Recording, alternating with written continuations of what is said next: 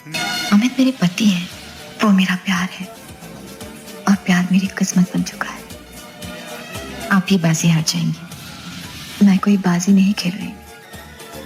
अगर आप समझती हैं कि आप उनको मुझसे छीन कर ले जाएंगी तो आप ये गलत सोच रहे हैं। ये विश्वास है आपका? जी हाँ, ये मेरा विश्वास है। आप अपने विश्वास के साथ रहिए, मुझे मेरे प्यार के साथ रहने दीजिए। Hello guys, I am Miss Hedwig and welcome back to my channel. तो आज हम बात करेंगे कि कैसे रेखा जी अपनी ज़िंदगी में काफ़ी अनलकी रही है, specially in the matters of love, और कैसे उन्होंने एक अफेयर के चलते एंड अपनी एक तरफा प्यार के चक्कर में अपनी पूरी लाइफ खुद अपने ही हाथों बर्बाद कर दी। We will also talk about how her toxic obsession with Amitabh Bachchan led to her ex-husband's suicide and Jaya's bitterness. Rekha ji ने स्टार्टिंग से ही काफ़ी बार क्लियर करा है कि कैसे वो अपनी पूरी ज़िंदगी एक स्ट्रॉन्ग मेल फिगर के लिए तरसी हैं। If you don't taste something, you don't know what it means. I didn't know what the word father meant. When you think of father, when you mention father, it's a padri in the church. Yeah, that's all I know of a father. A father's love must be very different from a mother's love. You know, one always wonders. One has seen it in the movies. One has, watched other people. But I really have no idea. And like I've said this to you before. If you haven't tasted it, you wouldn't really know the difference. जिनको नहीं पता उन्हें बता दे कि रेखा जी के father ने उन्हें कभी नहीं अपनाया और ना उन्हें अपना सरनेम दिया। Rekha ji is an illegitimate child born out of wedlock, और इसी रीज़न की वजह से उन्हें कभी अपने फादर का प्यार नहीं मिल पाया। तो लाजमी है वही प्यार वो दूसरों में ढूंढने लगी। अब डैडी इश्यूज़ की वजह से उनके दिल पे तो उनका कंट्रोल रहा नहीं, पर अमिताभ बच्चन के प्यार में पड़ के तो उन्होंने अपनी बुद्धि भी भ्रष्ट कर डाली। ना उन्होंने ये देखा कि वो ऑलरेडी मैरिड है और ना ये कि वो उनसे शादी तक करने के लिए रेडी नहीं है। वो पागलों की तरह उनका इंतज़ार करती रही और आज तक कर ही रही है। Their affair started on the sets of the movie दो अनजाने, जहाँ रेखा जी अमित जी की charming personality and work ethics को देखकर उनके प्यार में पड़ गई और कभी निकल नहीं पाई। And the way he was, Farma Bardar, as far as the director is concerned, I mean, he was all ears and concentration and so much respect. I had never seen that before with anybody else. दुनिया भर की love आप ले लीजिएगा, okay, and add some more, okay?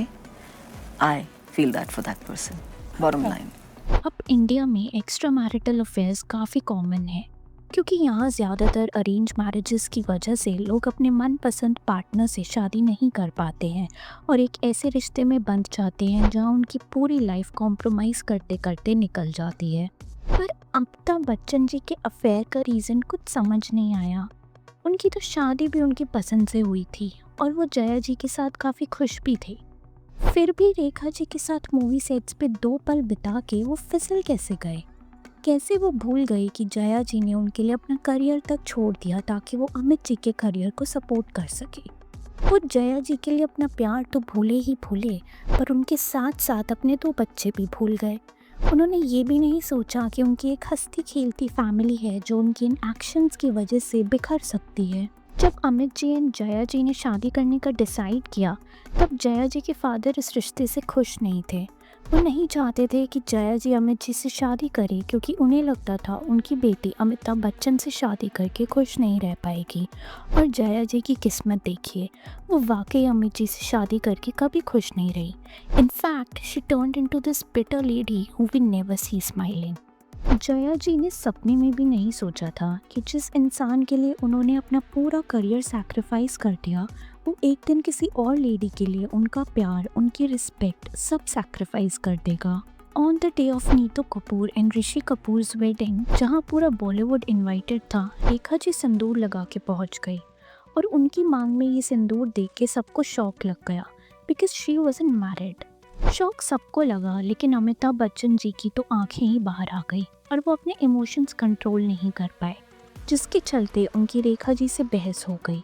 पूरे functions में सबकी नज़रें उन दोनों पे ही थी और ये सब देख के जया जी के आंसू नहीं रुक पाए एंड तभी से पूरी फिल्म इंडस्ट्री में इनके अफेयर की बातें चलने लगी। फिर एक दिन इनकी मूवी के शूट के दौरान जब रेखा जी से किसी को एक्टर ने बदतमीजी करी तो अमित जी उनके नाइट एंड शाइनिंग आर्मर बन के उन्हें बचाने पहुंच गए और इस र्यूमर को और ज़्यादा हवा मिल गई। अब बात यह है कि जया जी अपनी आंखों से पार्टी में इनका अफेयर विटनेस कर चुकी थी और अब तो पूरी इंडस्ट्री में इनके अफेयर की बातें फैल चुकी थी। फिर भी जया जी ने चुप्पी साधे रखी। उन्होंने ना तो इनके अफेयर को रोकने की कोशिश करी, ना अपने लिए स्टैंड लिया। अब लोग बोलेंगे कि money money money must be funny, but in लोगों को बता दें कि जब ये सब हो रहा था तब अमिताभ बच्चन जी बिल्कुल बैंकरप्ट हो चुके थे। तो money is not the reason. In fact जब एक डायरेक्टर ने उन्हें मूवी सिलसिला के लिए अप्रोच करा और कहा that this movie will give a push to Amitabh's time career if we sign all 3 of you in the respective characters, तो वो अपनी सेल्फ रिस्पेक्ट साइड में रख के सिर्फ अपने हस्बैंड के करियर के लिए रेखा जी के साथ मूवी करने तक को मान गई थी। अब मानना पड़ेगा जया जी में हिम्मत तो बहुत थी, क्योंकि मूवी में वो ऐसी ही लेडी का कैरेक्टर प्ले कर रही थी जिसका हस्बैंड उस पर चीट कर रहा है और हस्बैंड अमिताभ जी ही थे and the other woman was Rekha ji. अब सोचिए पूरी शूटिंग के दौरान उन पे क्या बीत रहा होगा। बट एक तरह से देखा जाए तो ये मूवी के लिए हाँ करना उनके लिए अच्छा साबित हुआ, क्योंकि जब अमित जी ने अपनी वाइफ का सैक्रिफाइस देखा तो उन्हें अपने किए पे काफ़ी पछतावा हुआ और इस मूवी के बाद से वो कभी रेखा जी के साथ दोबारा नहीं दिखाई दिए। रेखा जी ने भी जब देखा कि अमित जी उनसे शादी करने के लिए रेडी नहीं है और उनकी जगह अपनी वाइफ को चूज़ कर रहे हैं, तो गुस्से में आके वो भी एक दिल्ली बेस्ड बिजनेसमैन से शादी कर लेती हैं। सिर्फ कुछ मुलाकात में ही वो उनसे शादी करने का डिसीजन ले लेती है और ये उन पे काफ़ी भारी पड़ता है, क्योंकि ये शादी 7 महीने भी नहीं चल पाती और वो अपने हस्बैंड को छोड़ के वापस मुंबई शिफ्ट हो जाती हैं एंड उनके हस्बैंड सुसाइड कमिट कर लेते हैं।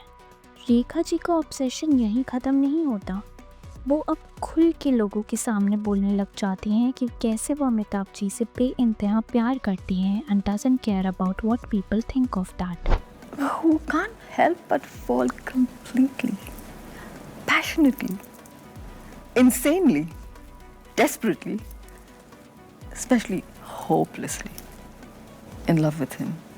उनका ये ऑब्सेशन आउट ऑफ कंट्रोल हो जाता है एंड वो हर आउटिंग पे अमिताभ जी के नाम का सिंदूर पहनने लग जाती हैं।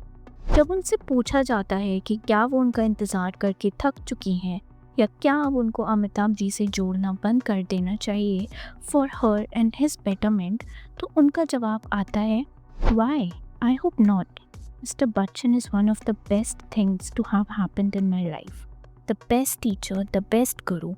Well, I've chosen to learn so much from him off camera as well as on camera.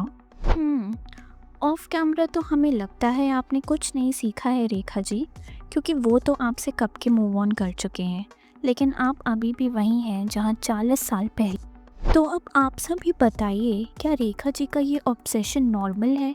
क्या अपनी ज़िंदगी के 40 साल एक मैरिड मैन के पीछे कुर्बान कर देना सही है? क्या उनकी बीवी के सामने बार बार उनसे प्यार का इजहार करना और उनके नाम का सिंदूर लगाना जस्टिफाइड है?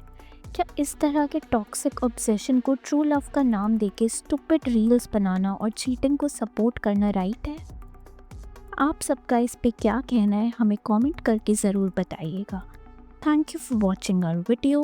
Please subscribe for more gossip unplugged. Bye.